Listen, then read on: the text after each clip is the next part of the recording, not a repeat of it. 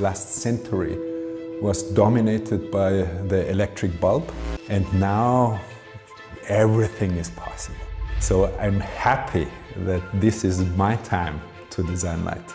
The creative process is nothing magic. I don't walk in the nature and the idea comes from above next to me. It's just I have to sit down and ask myself what would be the perfect product for myself. The fractal is something which you find in nature, everywhere in nature. If it's a snowflake, if it's the roots from a tree or even the leaves of a tree, it's all the idea to spread something. And this was the idea with the fractal the same. I wanted to spread the light as the nature is spreading everything. At the beginning, I was not clear if I want to make something very small and very clean or something very huge and very opulent. And now I'm totally satisfied because I have both.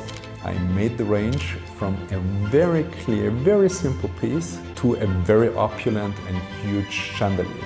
And this is the idea of a fractal, to be multipliable. The company has a production for bended wood and has a production for forming wood.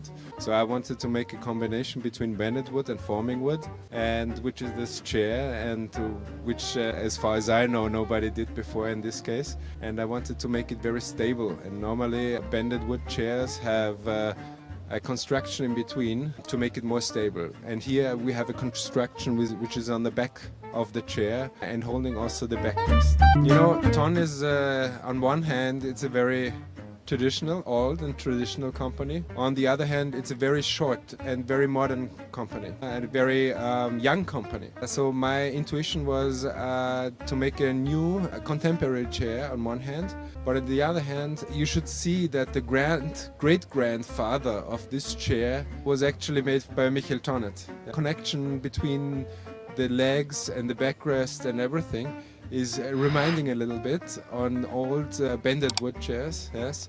But on the other hand, it should be also a very contemporary, a new chair. Aber wie so immer ist der Designer alleine nicht viel wert, nicht gemeinsam ein Produkt entwickelt.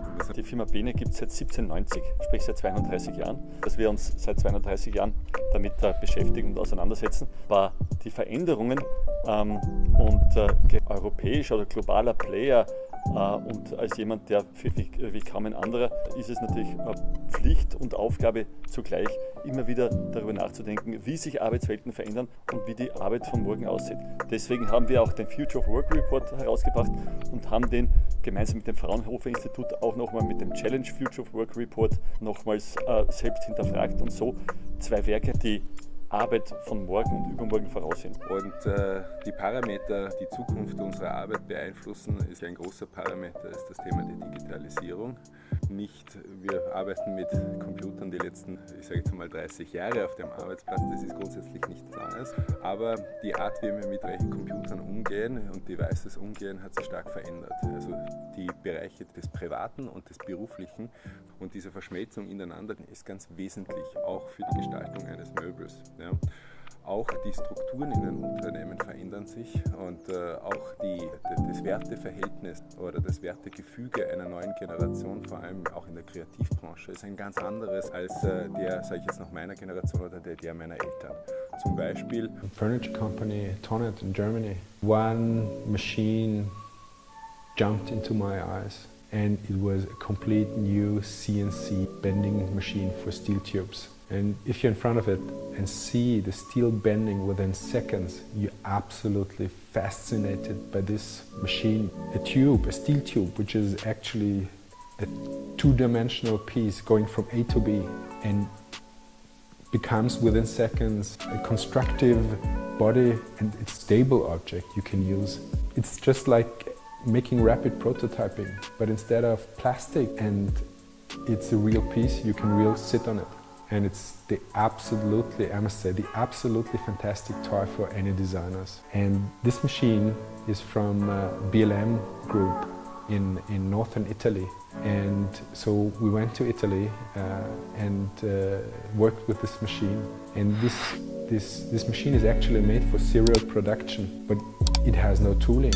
So it can make any radius you want and you can twist and turn the tube while bending it. Actually, it's just depending on the programming. If you change the program, completely different pieces can come out.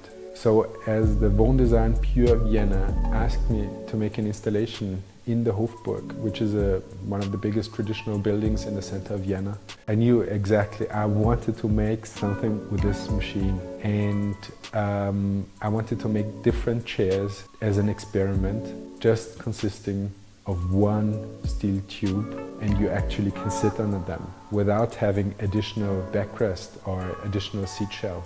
And when I looked at the history of Tonnet, I found out that the Matschdamm, when he first presented the Freischwinger in 1926, it was made of simple tubes screwed together, and you couldn't use that.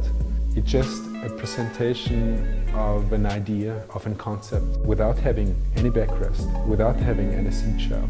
And this was the very beginning of steel tube bending internationally. For this experiment, we decided to take the whole machine, it's about 5 tons, putting this machine into the Hofburg and making different seating objects, and in a limited edition. It's absolutely cool. You push the button and what comes out is something you can try out. And if it doesn't work, and if you want to adjust it and make it a little bit higher or lower, you just change the parametrics and then you can try it again. This experiment is not about the object, it's not about the outcome, not about the pieces. It's also about the machine in the center. It's also about the whole complexity, also with the historical background of Tonnet. And after the years of handcraft in the past in design, over the last 10 years or more, I wanted to make something which is completely automized, which is completely computerized, without any hands-on, without any handcraft. And we wanted to shift the possibilities from steel tube bending. We wanted to make an experiment. And maybe this can open a new perspective to individualized furniture. My name is Thomas Feichtner, I'm product designer in Vienna. The project Steel Tube Bending is a cooperation between BLM Group, Tonnet, and the Wohndesign Pure Vienna. Thank you for your support. Often, as I was familiar with office furniture, tried to take the maximum out of a working person. And the chairs look like machines, the tables look like machines to be most efficient to person. But this is not the way I think that work will be in future. It will be much more about collaboration, working together, and also having a very flat structure of collaboration of people working together. Office furniture is not made to make difference between a CEO and an employee. They work with the same computers, they work with the same printers. So why don't the furniture look the same? Most people from the millennium generation, exactly in these creative industries, have the same education. They work in the same room all together, and it should be a furniture which will work as like a studio. And this is the reason why it calls studio. The idea from that furniture was to have everything in between home and office. So we didn't want to develop a furniture which only works for office or only for home, everything in between. Tonnet is somehow a very old traditional company on one hand, but on the other hand it's a very young and modern company. I wanted to combine this traditional bending wood, on one side, and also the pressed wood on the other side. I always felt part of the family and pulling on the same rope like everyone else.